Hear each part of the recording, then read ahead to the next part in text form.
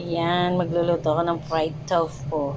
Kaya lang talagang makalat. Ilagyan ng salt and pepper yan tofu. Itlog, cornstarch, and harina. Ayan, pagsamasamahin lang, i-coated lang natin ng ganyan. Tapos ipipirito. Ayan, i-toasted lang natin itong mabuti. Favorite kasi namin itong tofu eh.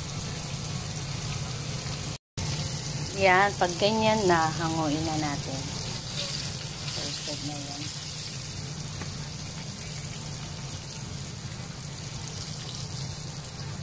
Na. May second batch pa.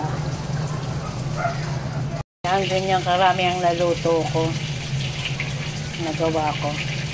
Yan, gumawa ko sauce, bawang, paminta, siling labuyo. Kaya green yan kasi tanim ko lang yan, di pa hinog eh. Tapos lagyan natin ng konting asukal. Ito lalagyan ko ng cornstarch, pampalapon. Konti-konti lang ang lagay para hindi masyadong lumapon.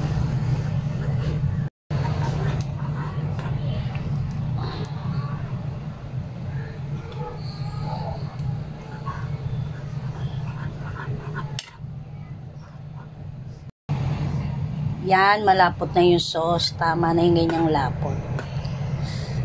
Ito na to.